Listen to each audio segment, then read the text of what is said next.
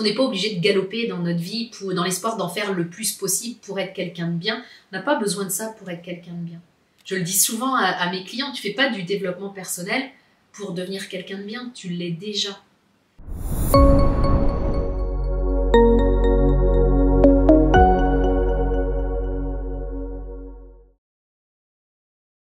Il y a une question qui est intéressante à se poser, c'est après quoi je cours dans ma vie. Je rencontre énormément de personnes qui courent après le temps, ça c'est clair, mais si tu cours après le temps, c'est que tu essayes d'en faire encore plus dans ta vie. Et en faisant ça, après quoi tu cours finalement? Tu sais, parfois on peut avoir l'impression que on est sur le dos d'un cheval, un peu comme ce type-là qui est sur le dos d'un cheval, puis le cheval va à vive allure, puis il y en a un qui le regarde passer et qui lui dit « mais vous allez où comme ça ?» Et le gars lui dit « je sais pas, demandez au cheval ». Et c'est souvent comme ça que ça se passe dans notre vie, quand on la vit en mode pilote automatique, quand on met pas de conscience dessus, on enchaîne les journées les unes après les autres, on a l'impression qu'on manque de temps, on a l'impression d'être parfois le lapin dans Alice au pays des merveilles, là, avec en retard, toujours en retard. Dès que le réveil sonne, tu commences à courir, puis t'enchaînes les il faut et les je dois, puis tu te couches le soir, t'es crevé, puis allez hop, c'est reparti le lendemain de plus belle. Mais en fait, c'est quoi le sens de tout ça? Après quoi est-ce que je suis en train de courir?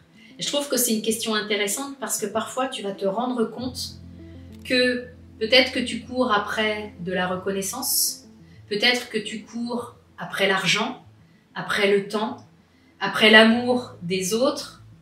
J'en sais rien, puis ça la réponse elle est propre à chacun. Mais au moins le fait de faire ce pas de côté et de te poser la question, elle va t'amener à une autre question. Est-ce que ce qui me fait courir aujourd'hui, c'est l'essentiel pour moi? Parce que depuis qu'on est gamin, on nous a appris à courir après quelque chose. On a couru après l'affection de nos parents, leur reconnaissance, bien souvent. On a couru après le fait de trouver un job, puis d'être reconnu professionnellement. Après, ça a été la course pour ceux qui sont de ma génération, après l'achat d'une maison, parce qu'on nous a vendu le modèle du bonheur. Donc, on a couru après ça, après le fait de faire des enfants, après le fait d'avoir une promotion. Mais en fait, c'est quoi le sens de tout ça? Et parfois, cette question-là, on ne se l'est pas posée. Et on arrive à un moment dans notre vie où on s'aperçoit que ce qu'on vit, c'est comme si c'était devenu tiède. Ce qui nous convenait il y a 5 ans, il y a 10 ans, ce qui nous animait et nous faisait vibrer, peut-être qu'aujourd'hui, c'est plus le cas. Et quand on arrive à ce moment-là, c'est peut-être un moment important pour se poser cette question de finalement, ça a été quoi mon moteur jusqu'à présent? Ça a été quoi mon but? Après quoi j'ai couru ces dernières années? Et peut-être qu'aujourd'hui, j'ai plus envie de courir après ça. Et peut-être qu'aujourd'hui d'ailleurs, j'ai plus envie de courir du tout. Parce qu'on n'est pas obligé de galoper dans notre vie dans l'espoir d'en faire le plus possible pour être quelqu'un de bien. On n'a pas besoin de ça pour être quelqu'un de bien. Je le dis souvent à mes clients, tu fais pas du développement personnel pour devenir quelqu'un de bien, tu l'es déjà. Donc si on ramène ça à la question justement de après quoi je cours, déjà dans un premier temps, est-ce que j'ai encore envie de courir aujourd'hui? Est-ce que j'ai encore envie de m'imposer ce rythme-là? Puis après quoi j'ai envie de courir? C'est quoi mes essentiels aujourd'hui? Qu'est-ce qui est vraiment important pour moi?